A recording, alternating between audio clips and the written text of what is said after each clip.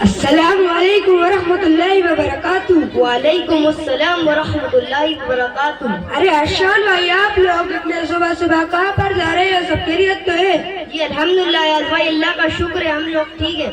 ہم پاسی کے مکتب سعادت دارین میں تعلیم حاصل کرنے کے لیے جا رہے ہیں۔ ارے ارشان بھائی، آپ دینی تعلیم حاصل کرتے ہو؟ جی الحمدللہ یاز بھائی۔ ارے ارشان بھائی، آپ کے مکتب میں کیا کیا پڑھایا جاتا ہے؟ ایاز بھائی، ہمارے مکتب میں نورانی قاعدہ، حفظ سورہ، دعا اور سنت، عقائد، مسائل، عربی اور بہت کچھ پڑھایا جاتا ہے۔ ارے ارشان بھائی، میں آپ لوگوں سے کچھ سوالات پوچھ سکتا ہوں؟ پوچھئے، انشاءاللہ ہم لوگ اس کا صحیح جواب دینے کی پوری کوشش کریں گے۔ ارے ارشان بھائی، آپ نورانی قاعدہ سنائیے۔ نورانی قاعدہ ناظرہ قرآن تعریف، جس کتاب میں قرآن پڑھنے کے طریقے بتایا جائیں اس کو قاعدہ کہتے ہیں، اور قرآن کو دیکھ کر پڑھنے کو ناظرہ قرآن کہتے ہیں۔ حدیث اللہ کے رسول صلی اللہ علیہ وسلم نے فرمایا، جو شخص قرآن شریف کو اپنے سامنے رکھے یعنی اس پر عمل کرے تو قرآن کریم اس کو جنت میں پہنچا دیتا ہے، اور جو قرآن کریم کو پیٹھ پیچھے ڈال دے یعنی اس پر عمل نہ کرے تو قرآن کریم اس کو جہنم میں گرا دیتا ہے۔ جس شخص نے قرآن شریف کا ایک حرف پڑھا اس کے لیے ایک نیکی اور ایک نیکی کا عدل و ثواب 10 نیکی کے برابر ملتا ہے۔ حروف مدہ کا بیان۔ حروف مدہ 3 ہے۔ نمبر 1 الف مدہ، نمبر 2 یا مدہ، نمبر 3 واو مدہ۔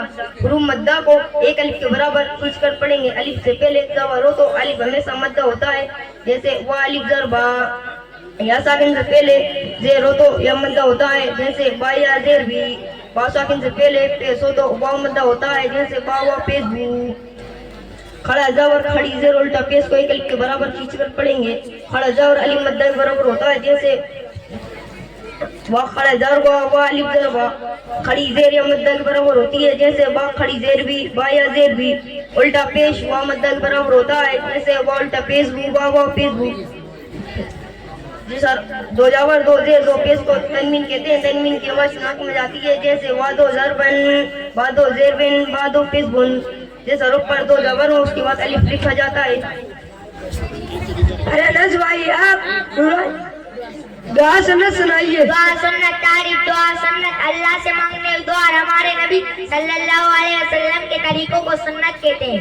حدیث اللہ کے رسول صلی اللہ علیہ وسلم نے فرمایا، سب سے بہتر طریقہ حضرت محمد صلی اللہ علیہ وسلم کا طریقہ ہے۔ حدیث نمبر 2، نبی کریم صلی اللہ علیہ وسلم کا ارشاد ہے کہ اللہ تعالیٰ کے یہاں سب سے پسندیدہ عمل دعا ہے۔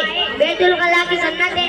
نمبر 1 سر ڈھانپ کر جانا، نمبر 2 جوتے یا چپل پہن کر جانا، نمبر 3 دعا پڑھ کر اندر جانا، نمبر 4 بائیں پیر سے اندر جانا، نمبر 5 قبلے کی طرف نہ منہ کرنا نہ پیٹ کرنا، نمبر 6 بالکل بال نہ کرنا، نمبر 7 کھڑے ہو کر پیشاب نہ کرنا، نمبر 8 وہاں سے استنجا کرنا، نمبر 9 استنجا کے بعد مٹی یا صابن وغیرہ سے اچھی طرح ہاتھ دھو لینا، نمبر 10 دائیں پیر سے باہر آنا، نمبر 11 باہر آنے کے بعد کی دعا پڑھنا۔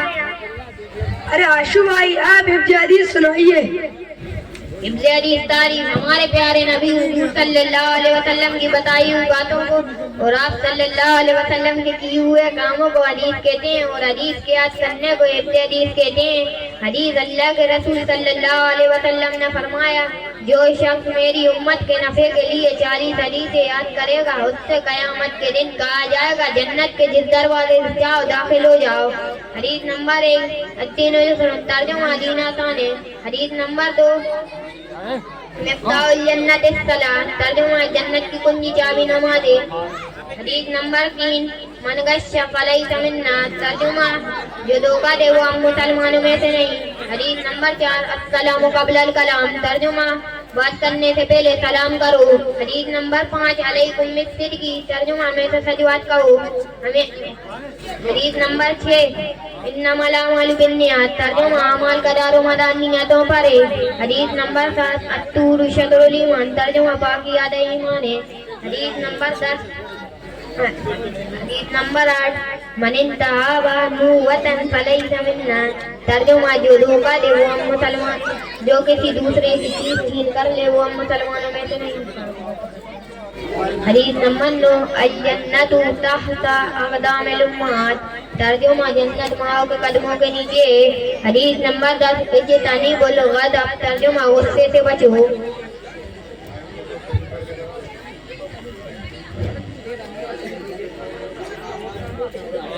अरे निहाल भाई आप मसाइल सुनाइए। मसाइल तारीफ मसाइल दीन की वो बातें जिनमें अमल का तरीका सही और गलत होना बताया जाए उसको मसाइल कहते हैं। हदीस अल्लाह के रसूल सल्लल्लाहु अलैहि वसल्लम ने फरमाया इल्म सीखो लोगों को सिखाओ।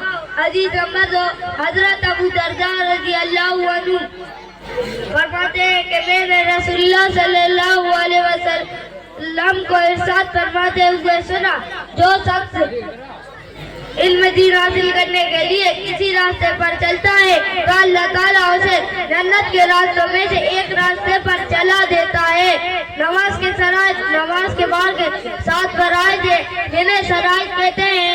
नंबर 1 बदन का पाक होना, नंबर 2 कपड़ों का पाक होना, नंबर 3 सदर का छुपाना, नंबर 4 जगह का पाक होना, नंबर 5 नमाज का वक्त होना, नंबर 6 किबले की तरफ रुख करना, नंबर 7 नियत करना।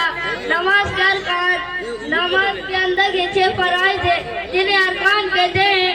नंबर 1 तकबीर तहरीमा यानी अल्लाहु अकबर कहना, नंबर 2 क़याम करना यानी सीधा खड़ा होना, नंबर 3 किरात करना यानी कुरान मजीद पढ़ना, नंबर 4 रुकू करना, नंबर 5 दोनों सजदे करना, नंबर 6 कायदा अकीदा में तसाउद की मिकदार बैठना।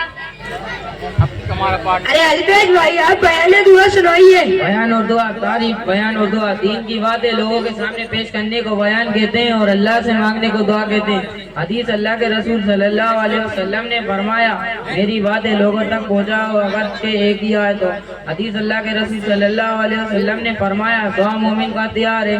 नहमदु व नुसल्ली अला रसूलिल करीम अम्मा बाद।